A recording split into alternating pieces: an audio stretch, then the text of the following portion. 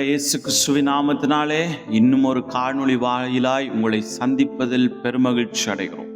இந்த நாட்களிலே, இந்த தேசங்கள் நடுவிலே எழுப்புதலை குறித்து பேசி வருகிற இந்த நாட்களிலே, இந்த எழுப்புதல் என்றால் என்ன என்கிற ஒரு காரியத்தை நானும் நீங்களும் முதலாவது புரிந்து கொள்ள வேண்டும். இந்த உலகத்தில் இருக்கிற சபைகளாய் இருக்கலாம், இல்லாவிட்டால் நானும் நீங்களும் போகிற சபைகளாய் இருக்கலாம். எழுப்புதலை குறித்து அநேக காரியங்களை பேசலாம். எழுப்புதல் வர வேண்டும் என்று ஜெபிக்கலாம். எழுப்புதலுக்காக வாஞ்சிக்கிறோம் என்று சொல்லலாம். இந்த எழுப்புதல் என்றால் என்ன என்பதை நானும் நீங்களும் முதலாவது புரிந்து கொள்ள வேண்டியது மிகவும் அவசியமாயிருக்கு. எழுப்புதல் என்றால் என்ன? எழுப்புதல் என்பது ஆதி நிலைமைக்கு திரும்புதல் என்று அர்த்தம். அதாவது முன்னே ஒரு செய்யப்பட்ட ஒரு காரியம், அது சில நேரங்களில் சில காலங்களிலே அது என்ன செய்கிறது, மறைக்கப்பட்டு, இல்லாவிட்டால் ஏதோ ஒரு சூழ்நிலையிலே அது என்ன செய்கிறது, ஒரு மறைக்கப்பட்ட ஒரு காரியமாய், இல்லாவிட்டால் ஒரு மழுங்கடிக்கப்பட்ட ஒரு காரியமாய் என்ன செய்கிறது, மாறுகிற பொழுது அதை பழைய நிலைமைக்கு, இல்லாவிட்டால் அது எப்படி ஆரம்பித்ததோ அந்த ஆரம்பித்த நிலைமை மறுபடியும் வருவது எழுப்புதல் என்று சொல்லி அநேக தேவ மனிதர்கள் சொல்லுகிறார்கள். அதிலும் எழுப்புதல் என்பது பாவ உணர்வடைந்து மனம் திரும்பி தேவனுக்கு கீழ்ப்படிந்து வாழ ஒரு தீவிர வாஞ்சையும் விருப்பம் பெறுவது எழுப்புதல் என்று சொல்லி சார்ல்ஸ் பின்னி அவர்கள் சொல்லியிருக்கிறார். எழுப்புதல் என்பது பூமியில் பரலோகத்தை அனுபவிப்பது என்று சொல்லி மார்டின் லைட் ஜோன்ஸ் என்பவர் என்ன செய்திருக்கிறார், அந்த எழுப்புதலை குறித்து சொல்லியிருக்கிறார். அதைவிட எழுப்புதல் தேவ பிரசன்னத்தின் மேல் தாகத்தையும், தேவன் மேல் அளவற்ற அன்பையும், பாவத்தின் மேல் வெறுப்பையும், வசனத்தின் மேல் வாஞ்சையையும் உண்டாக்குறது என்று சொல்லி டெல் பெசன்ட் பெல்ட் என்கிறவர் இந்த எழுப்புதலை குறித்து சொல்லியிருக்கிறார்.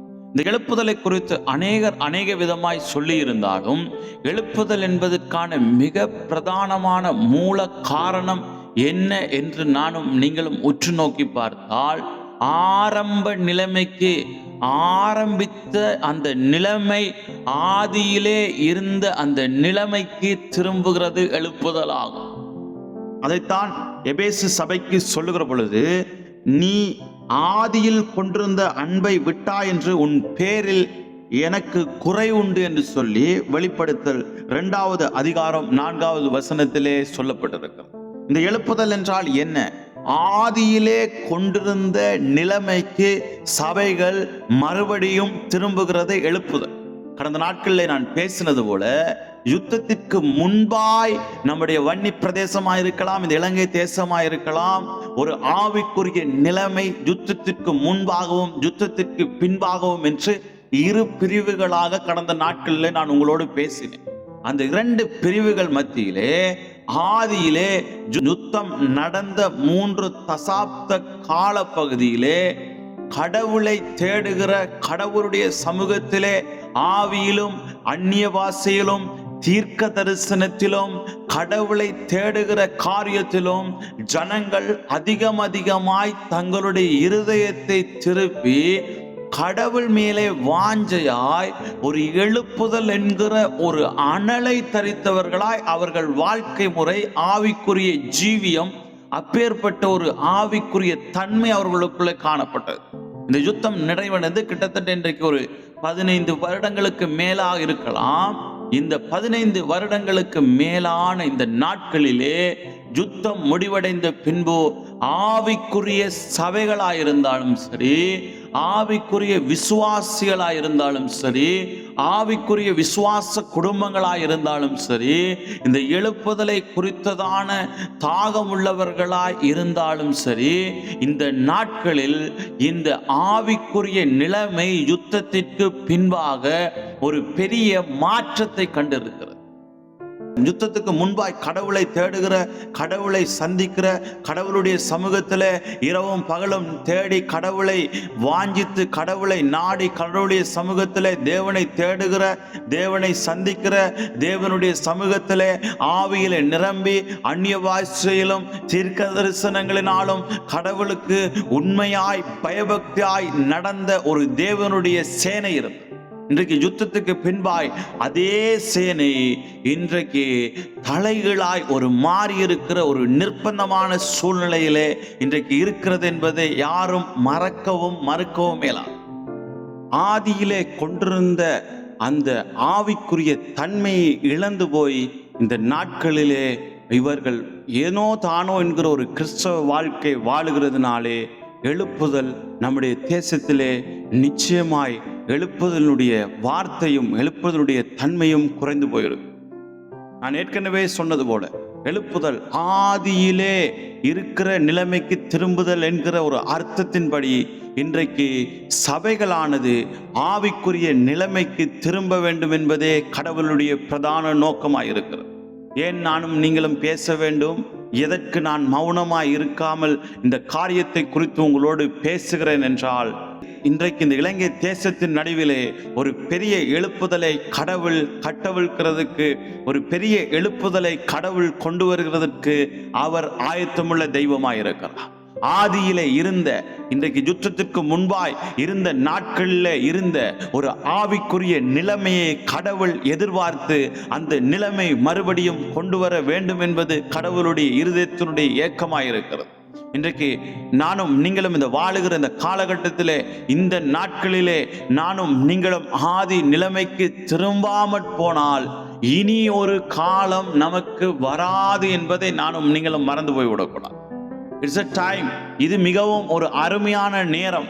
இந்த நேரத்திலே நானும் நீங்களும் ஆதி நிலைமைக்கு இந்த நாட்களிலே வராது போனால் இன்னொரு சந்தர்ப்பத்தை கடவுள் அனுமதிக்கிறாரோ இல்லையோ என்பது மிகப்பெரிய ஒரு கேள்விக்குறியான விடயமாயிருக்கிறது.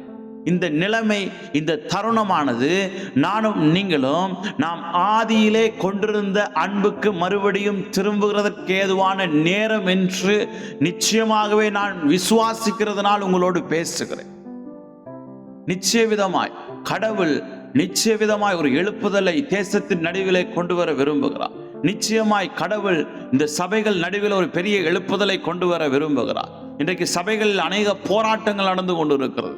ஊழியக்காரர்கள் மத்தியில் அநேக போராட்டங்கள் மத்தியில் வாழ்ந்து கொண்டிருக்கிறார்கள். தொடர்ந்து நாங்கள் இந்த காரியத்தை குறித்து பேச போகிறோம்.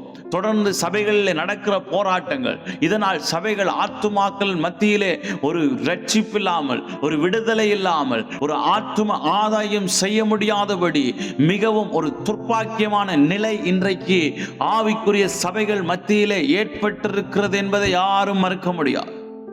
இன்றைக்கு சபைகளிலே மாறி மாறி ரட்சிக்கப்பட்ட ஜனங்களே மாறி மாறி சபைகளுக்குள்ளே சேர்த்து கொள்ளுகிற ஒரு நிர்பந்தமான ஒரு சூழ்நிலை, ஒரு துர்ப்பாக்கியமான சூழ்நிலை மாத்திரம்தான் இன்றைக்கு நம்முடைய சபைகள் நடுவில் காணப்படுகிறது என்பதை யாரும் மறந்து போய்விடக்கூடாது.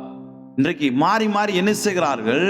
அவர்கள் இருக்கிற சபையினுடைய ஜனங்களை பிரித்து போடுகிற ஒரு சூழ்நிலையில தான் இன்றைக்கு சபை இருக்கிறது என்பதை யாரும் என்ன செய்ய முடியாது, மறக்கவோ முடியாது. இன்றைக்கு சபையானது ஆவிக்குரிய நிலைமை முற்றிலுமாய் நலிவடைந்து இன்றைக்கு சபைகள் ஒரு உயிர் மூச்சு இல்லாமல் இறந்த செத்த நிலைமைக்கு சபைகள் திரும்பி இருக்கிறது என்பதை நானும் நீங்களும் கவனத்தில் எடுத்து பார்க்க வேண்டும். இது ஒரு நல்ல தருணம். இந்த நாட்களிலே நானும் நீங்களும் எழும்பாமல் கடவுளுக்கு முன்பாய் உண்மையாய் அவருடைய ஆதி நிலைமைக்கு திரும்பாமல் போனால் இனி வருகிற சந்ததியை நாங்கள் ஒரு நாளும் அந்த ஆவிக்குரிய நிலைமைக்கு திருப்ப முடியாது என்பது மிகவும் மிகவும் ஒரு கவலைக்குரிய விடயமாயிருக்கிறது. இன்றைக்கு வாழுகிற வாலிபர்களாக இருக்கலாம், இன்றைக்கு வருகிற தலைமுறைகளாக இருக்கலாம், அவர்கள் எல்லாரும் என்ன செய்கிறார்கள்? இந்த உலகத்தினுடைய அறிவியலை கொண்டு இன்றைக்கு வாழ நினைக்கிறார்கள். ஒரு வேதாகமத்தை வாசிக்கிறதா இருக்கலாம், வேதாகமத்தில் சில காரியங்களை கற்றுக்கொள்ளுகிறதா இருக்கலாம். எல்லாவற்றுக்கும் இந்த அறிவியல் நுண் கருவிகளை, அறிவியல் ஊடகங்களை, இல்லாவிட்டால் அறிவியல் சம்பந்தமான காரியங்களை பயன்படுத்தி கொண்டு இன்றைக்கு இந்த கிறிஸ்தவத்தை இந்த அறிவியலோடு சேர்த்து கடவுளுடைய சத்தத்தை அவர்கள் கேட்க முடியாதபடி இன்றைக்கு இந்த உலகத்தின் அறிவை இன்றைக்கு நம்பிக்கொண்டிருக்கிற ஒரு சூழ்நிலையிலே இன்றைக்கு வருகிற தலைமுறை இருக்கிறது என்பதை நானும் நீங்களும் என்ன செய்ய வேண்டும்? கவனத்தில் கொண்டு இந்த தலைமுறையிலே நானும் நீங்களும் கடவுளுக்காக உறுதியாய் நிற்க கூடுமாயிருந்தால் இனி வருகிற சந்ததியை காப்பாற்ற முடியும் என்பதே நிச்சயமான உண்மையாயிருக்கு. அதை இந்த காணொளியிலே நான் மிகவும் ஆணித்தரமாய் சொல்லுகிறேன். இந்த சத்தியத்திலே எழுதப்பட்டிருக்கிற ஒரு வார்த்தையும் அது ஒரு நாளும் மாறி போகாது என்பதை நானும் நீங்களும் நினைவில் வைத்துக் கொள்ளவே.